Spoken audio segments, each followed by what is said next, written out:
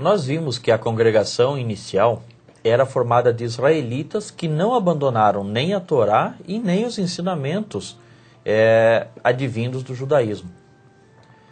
Rosh Ezra, a apostasia teria como uma das incumbências, se assim podemos dizer, afastar as pessoas do judaísmo? Eu diria, mais do que isso, que a apostasia é a filha do antissemitismo. Como assim? Ela foi fruto do antissemitismo. Eu falava no bloco anterior que o gentil que entrava, muitos, né, com o tempo, passaram a se interessar primordialmente por sua salvação, achando em algum momento que a sua salvação não estava diretamente ligada ao povo de Israel e que era possível ter-se uma leitura gentílica da religião proposta por Yeshua, adaptada a uma realidade gentílica. E esta realidade gentílica passou cada vez mais a ser gentílica e cada vez mais as pessoas, alguns grupos de pessoas começaram a rejeitar sua aparência judaica, que era a aparência original daquele lá do primeiro século. E conforme essas coisas foram acontecendo, elas foram perdendo a sua referência no judaísmo e acabaram por introduzindo, pouco a pouco, o paganismo que haviam herdado das religiões de onde vieram, dentro dessa nova leitura religiosa que eles estavam inseridos. Inclusive, o livro de Atos deixa muito claro, aqui no versículo 20 do capítulo 21, dizendo: e ouvindo eles, falando isso ao apóstolo Paulo, que havia acabado de chegar em Jerusalém, glorificaram ao Senhor e disseram-lhe: bem vês, Raver, irmão, quantos milhares de judeus há que creem e todos são zeladores da lei. E depois eles vão falar que eles foram informados que muitos andavam dizendo por aí que Shaul Hachalia havia ensinado os judeus que estavam entre os gentios que não precisavam mais guardar a lei de Moisés, que não precisavam mais circuncidar seus filhos, que havia introduzido, posteriormente falaram que ele havia introduzido os gentios no templo, e nada disso Shaul Hachalia fez. Muito pelo contrário.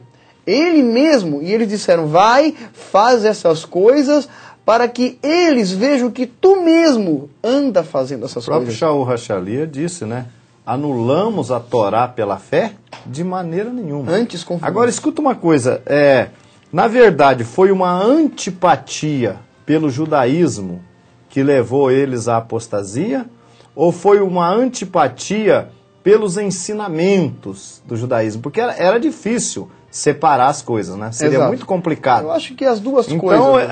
Hoje, por exemplo, há uma antipatia pelo povo judeu. Exato. Né? Aí é que está Há uma o antipatia, antissemitismo. o cristianismo, né, não gosta né?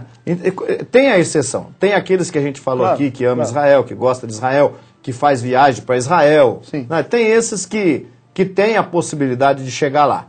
Mas a grande maioria abomina mesmo. Olha, Israel não tem mais nada, está descartado. É aquilo que eu disse anteriormente.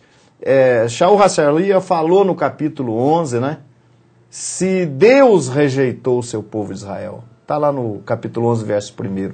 Porventura rejeitou Deus Israel? Eu acho que, na verdade, existe... Então a pergunta seria: Deus rejeitou Israel? Deus não rejeitou o seu povo. Começando pelo livro dos profetas.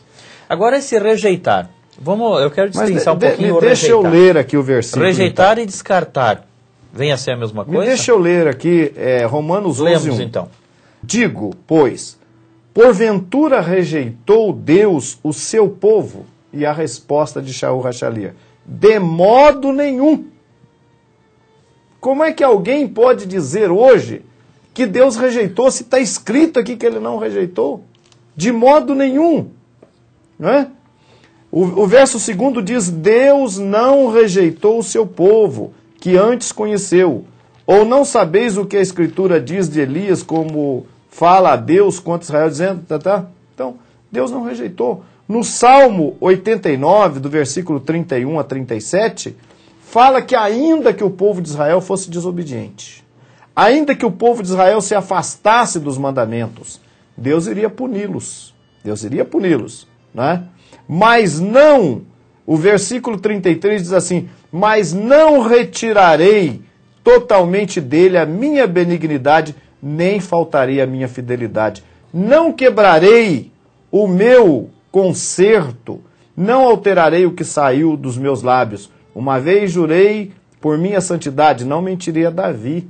E que juramento era esse que Deus jurou a Davi? Primeiro que não rejeitar a descendência de Davi, não deixar de haver sucessor no trono de Davi. E aí entra a questão do Messias, entra a questão de Yeshua. Inclusive, o livro do profeta Jeremias, ainda continuando aquela questão da nova aliança, lá no versículo 34 aqui da minha Bíblia hebraica, acredito que 35 na Bíblia João Ferreira de Almeida, diz o seguinte: assim disse o Eterno, que proporciona a luz do sol durante o dia, e a luz da lua e da constelação das estrelas durante a noite, e que revolve o mar, fazendo rugir as suas ondas, cujo nome é Eterno dos Exércitos.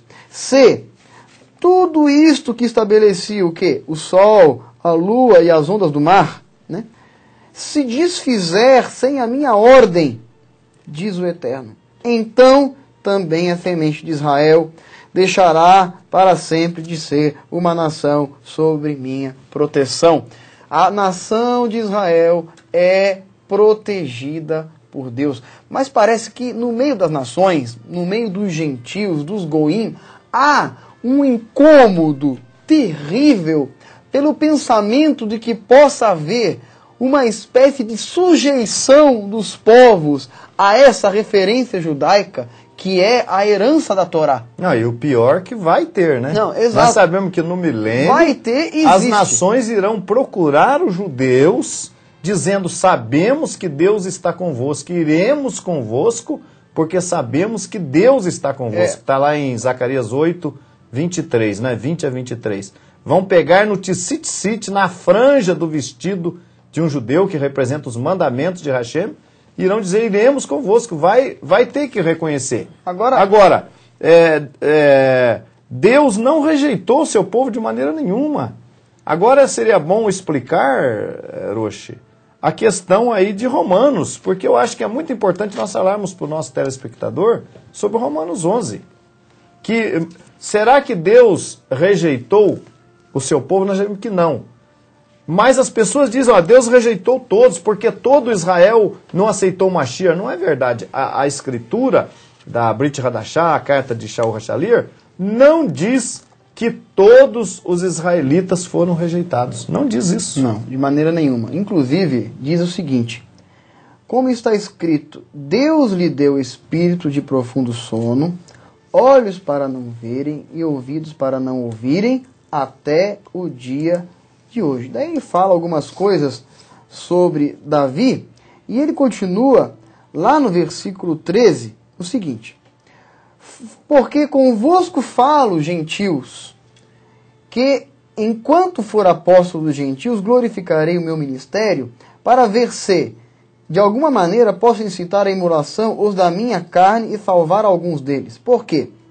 Se a sua rejeição é a reconciliação para o mundo, qual será a sua admissão, senão a vida entre os mortos?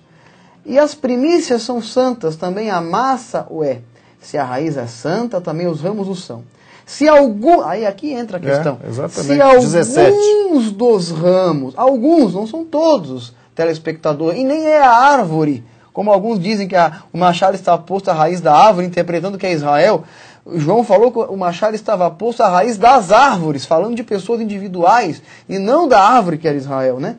Se alguns dos ramos foram quebrados, e tu sendo zambujeiro fosses enxertado, em lugar deles quem? Dos que foram cortados. Desses alguns, e feito participante da raiz da seiva da oliveira, que restou, que é a nação de Israel, não te glories contra os ramos, e se contra eles te gloriares, não és tu quem sustenta as árvores. Agora veja bem, esse versículo 17, se alguns dos ramos foram quebrados, veja bem, foram quebrados da onde algum dos ramos? Nós vamos dizer lá que nós temos aqui uma árvore, né? É isso. Vamos aqui usar aqui a menorá, né? Que a menorá fosse aqui uma árvore, né? Nós temos aqui uma árvore. E nós temos aqui, então, os ramos dessa árvore, não é? Sim, os galhos. Alguns galhos aqui foram quebrados. Mas e o resto dos galhos? Continuaram intactos. Permaneceram. Que árvore é essa? É Israel. Alguns galhos dessa árvore, que é Israel, cuja raiz é Abraão, Isaac, Jacó, os santos profetas, alguns desses galhos foram cortados, mas a árvore continuou sendo Israel. A gente falou aqui no bloco, no primeiro e no segundo bloco, que aqueles que abraçaram a nova aliança não mudaram de religião, não abandonaram a sua fé judaica. Alguns galhos foram quebrados. O zambujeiro, os gentios que creram, foram enxertados aqui no lugar desses galhos. Esses gentios não deveriam se gloriar contra os demais galhos, porque eles estavam vivendo dessa raiz aqui, sobrevivendo dessa mesma raiz, entendeu? Agora Paulo, ele antecipou o que os gentios iam dizer. Porque veja bem, se você é cortado para eu entrar, a minha maldade humana, meu sentimento humano é dizer, eu vou me gloriar contra você, porque você foi cortado e eu fui enxertado no seu lugar. Paulo antecipou esse sentimento. E ele falou, dirás, pois, os ramos foram quebrados para que eu fosse enxertado. Então ele responde, está bem, pela sua incredulidade, pela incredulidade deles foram quebrados, e tu estás em pé pela fé. Não te ensoberbeças, mas teme, porque se Deus não poupou os ramos naturais, teme que não poupe a ti também. E nesse mesmo capítulo, ele fala depois que poderoso é Deus para os tornar a enxertar. Isso significa que esses galhos, telespectadores, não se secaram. Estão cortados, mas não secos. A qualquer momento, esses galhos podem sim ser reenxertados, porque eles não se secaram. Eles ainda estão verdes. Estão cortados, mas ainda verdes. Podem ser reenxertados. Aonde? No seu povo Israel, na congregação da nova aliança. Porque se tu foste cortado do natural zambujeiro e contra a natureza enxertado na boa oliveira, quanto mais esses, que são naturais, serão enxertados na própria oliveira. Então a gente vê aqui o que aconteceu, a apostasia, uma das coisas graves da apostasia, que surgiu depois da morte dos apóstolos. Abandonar o judaísmo, abominar os judeus, abandonar tudo que eles praticavam. Quando chega no 4º século, vem Constantino, um imperador supostamente convertido. Antissemita. Se as pessoas procurarem em qualquer enciclopédia na internet, vão encontrar coisas falando desse Constantino. Esse Constantino, então, supostamente se converte e passa a dar apoio político. Eu costumo dizer que a religião se vendeu para o império, para ter um poder político religioso. E Constantino, então, decreta, olha... veja bem, eu gostaria de ver com vocês, antes que eu fale do decreto de Constantino, a 7 de março de 321, já falamos da Trindade, que foi também por ele convocado aquele concílio de Niceia, né? Nós vamos ver qual era uma das maiores idolatrias, porque as pessoas pensam que idolatria são os deuses que tem por aí. Aqui no Brasil tem uns... Tem o dia desse Deus, lá no outro país tem outro. Mas qual é o maior ídolo, o maior Deus com D minúsculo, pagão, que existe? Que as Escrituras reconhecem como um Deus pagão que existe. As Escrituras nominam ele? Sim, fala dele, das piores abominações que o povo de Israel cometeu e identifica qual era o culto. Que tipo de culto era esse? Agora, a palavra de Deus a Ezequiel nos traz um panorama aqui de apostasia do povo de Israel, que pode muito bem se aplicar nessa apostasia do 4º século, né? Que está em Ezequiel capítulo 8. Então, Deus menciona aqui e relaciona alguns itens dessa apostasia, ele vai colocando do menor até o maior grau de pecado diante dele. Versículo 5. E ele me disse, ó filho do homem, volta os teus olhos na direção do norte. E voltei os meus olhos na direção do norte, e eis que ao norte o portão do altar, na entrada, estava a imagem do seu zelo.